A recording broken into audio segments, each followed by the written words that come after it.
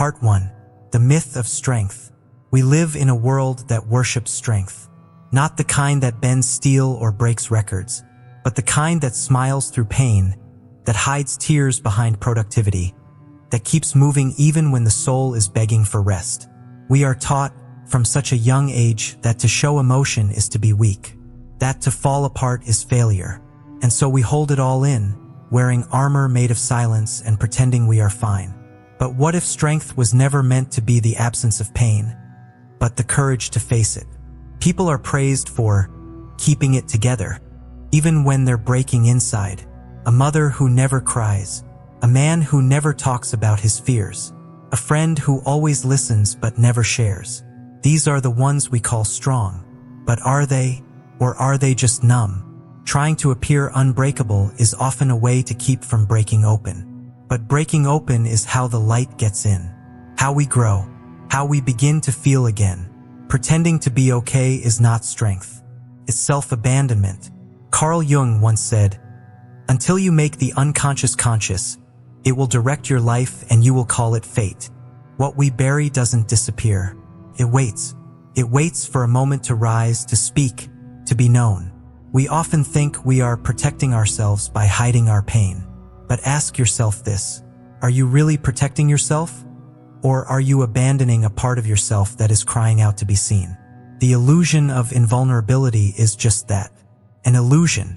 It disconnects us from others, from our truth, from healing. The first act of real strength is not to hide, but to feel.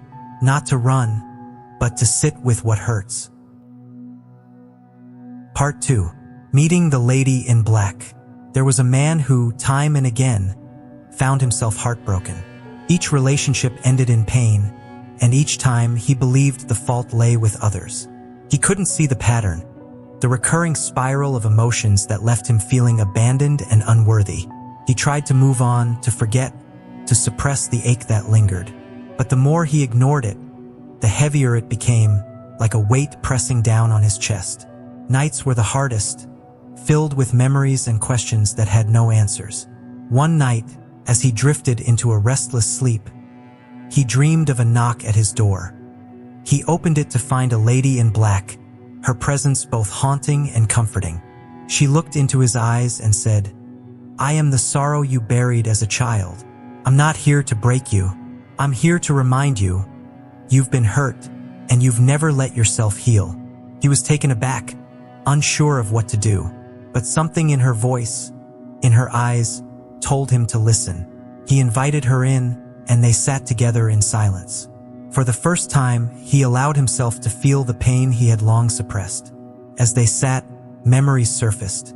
Moments of childhood hurt, feelings of abandonment, the times he was told to be strong and not cry. He realized that his unresolved pain had been influencing his relationships, causing him to seek validation and fear rejection. The lady in black wasn't a harbinger of doom. She was a messenger, a part of himself that he had ignored for too long. By acknowledging her, by sitting with his pain, he began the process of healing. Pain is not your enemy. It's your forgotten self, asking to be seen, to be heard, to be healed. When we face our pain with compassion, we reclaim the parts of ourselves we've lost. Part 3. The Root of Pain. We often believe that other people are the reason for our pain, that their actions, their words, their rejection, their absence somehow created the ache in our chest.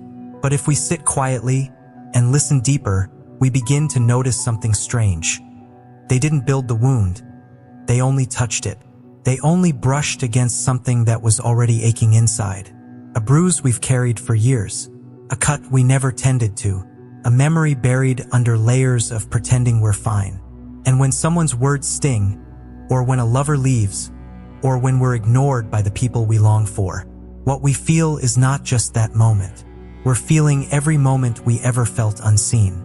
Every echo of childhood pain, resurfacing like a wave we thought we outran. This is where the teaching of the Buddha comes in. Koda, the first of the Four Noble Truths, tells us suffering is real, but it also tells us acknowledging that truth is the beginning of freedom. Because when we recognize our suffering, We stop blaming the world and start understanding our own heart.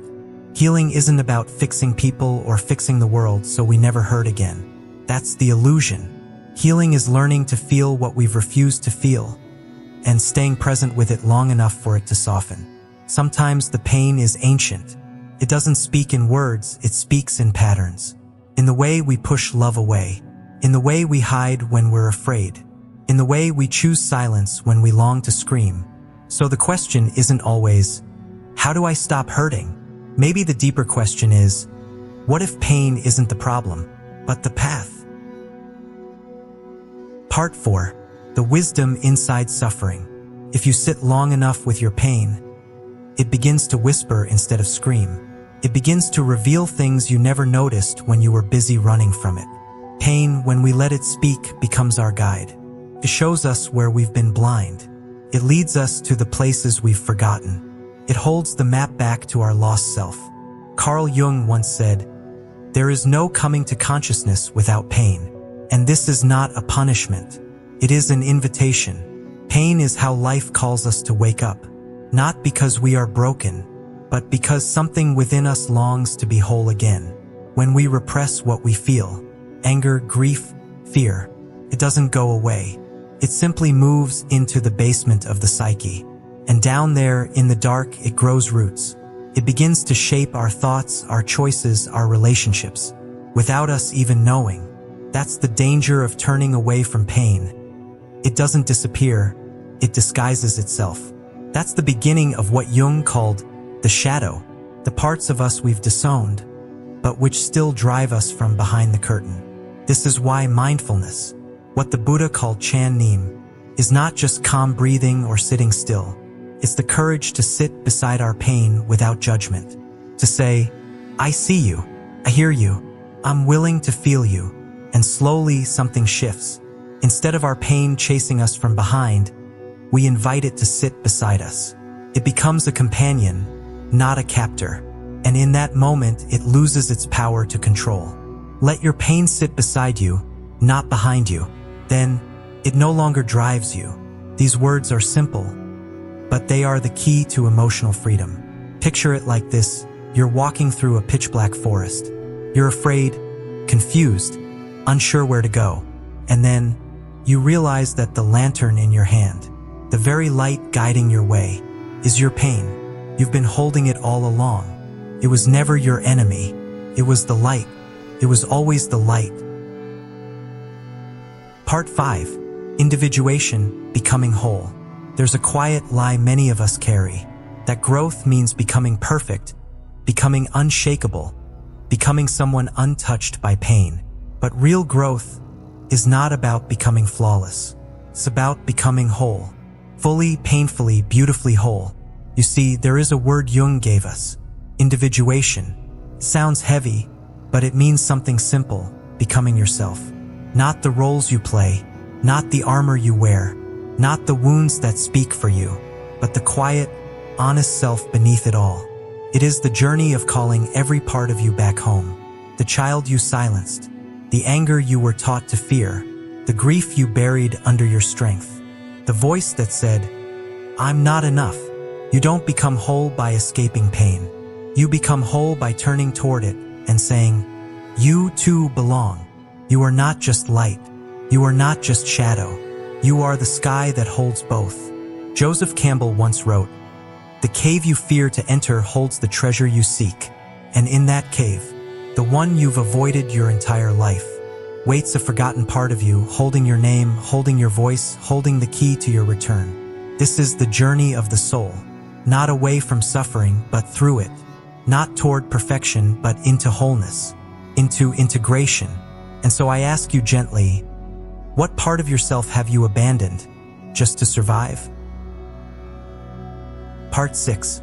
Rebirth after loss. Letting go is one of the most profound experiences a human can face. Feels like dying, not in the violent sense, but in the quiet unraveling of who we thought we were, who we thought we had to be. Grief comes with endings. Endings of relationships, endings of chapters in life, endings of the stories we told ourselves about safety and control. It visits us in breakups that shatter our hearts, in burnout that drains our spirit, in the silent spaces left by loss. Every time we hold on tightly to what no longer serves us, we resist the natural flow of life's transformation. But when we finally release, something inside us must die, so something truer can be born. As a wise voice once said, every time you let go of what no longer serves you, a version of you dies, so a more honest one can be born. Pain has a way of stripping away illusions, like the fire that burns the dead leaves, preparing the soil beneath for new seeds to grow. It is not punishment, but a sacred clearing, an opening for something real, something deep, to take root inside us. The phoenix does not rise because it is strong.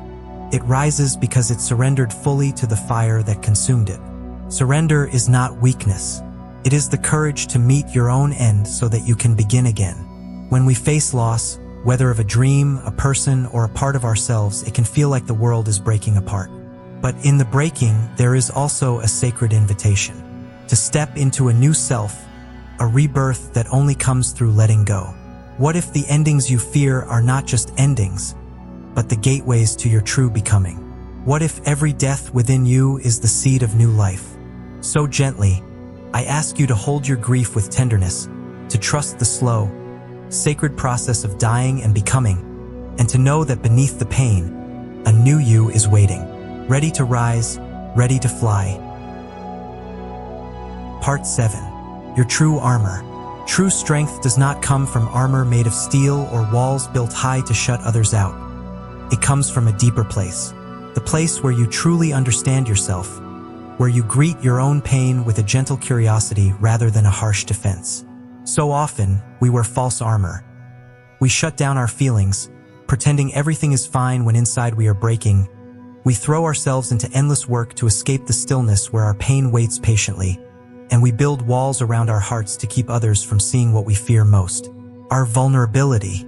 But this false armor is heavy, and it does not protect us. It only separates us from our own healing, from the very strength that lies in acknowledging the truth of our emotions and allowing ourselves to feel fully, without shame or judgment. Real armor is not about hiding or fighting. It is about emotional fluency, the ability to understand the language of your feelings, to listen to your heart's whispers, and to hold your pain with kindness rather than resistance. Self-awareness is like a lantern in the darkness. It reveals what is hidden, helps you navigate the unknown parts of yourself, and invites you to respond with gentleness instead of fear. The Buddha taught us that compassion is the highest form of courage. Not the courage to conquer others, but the courage to be tender with ourselves, to accept our imperfections, and to open our hearts even when it feels risky. Imagine beginning a simple daily practice of emotional check-ins, like sitting quietly and asking yourself, "What are you trying to tell me today?" This gentle question opens a door to understanding, to acceptance, and to the true armor that can carry you through any storm. Part 8. Awakening is a daily choice. The path of awakening is not a sudden spark that shatters all illusions at once, but rather a gentle unfolding that happens every day, in every breath, in every moment when you choose to wake up a little more fully to yourself and to life around you. You are not broken or flawed beyond repair. You are simply in the process of waking up from deep sleep, where shadows once ruled and silence hid your true light, and each step toward awareness is a courageous act of love toward yourself. This journey is not about achieving sudden enlightenment or becoming perfect overnight. It is about the humble, steady practice of choosing presence, compassion, and kindness over judgment and resistance, one breath, one moment, one heartbeat at a time. Jung reminds us that shadow work is not about fixing what's wrong with us, but about finding the parts of ourselves that we once believed were unlovable, hidden deep in the dark corners of our being, and embracing them with an open heart. When you begin to see your shadow not as an enemy to fight, but as a part of your wholeness to accept and learn from, you unlock the door to freedom, and you discover the incredible strength in your vulnerability and your truth. Awakening is not a destination. It is a daily choice, a continuous turning toward your own light even when the darkness calls you back. A soft but unwavering commitment to meet yourself with compassion every single day. So ask yourself gently, how will I choose to be present with my pain today? How will I allow compassion to soften the harsh voices inside me? How will I step closer to the truth of who I really am, beyond fear and doubt? Your pain is not a weakness. It is a compass pointing toward who you truly are, quietly guiding you through the storms and shadows, showing you the way back to your own heart, to the place where your deepest truth and your greatest strength live side by side. You are not being punished by the weight you carry, nor are you broken beyond repair. Rather, you are being gently invited, like a lost traveler called home by the soft light of a lantern, to come back to yourself with kindness and curiosity. This invitation is the tender call to recognize your own sacredness in every wound, to welcome your own story with an open heart, and to find peace in the unfolding journey of becoming whole. If this message touched something deep inside you, if it sparked a quiet hope or a gentle understanding, consider sharing it with someone who might need to hear these words today. Because sometimes the smallest light can guide another out of darkness. I invite you to write below in the comments. What has your pain taught you so far? How has it opened a door within you, even if only a crack, that leads to deeper self-awareness and love? If you feel called to keep receiving gentle reminders and reflections that help you come home to yourself, subscribe and walk this path with a community that honors your unfolding with compassion and respect.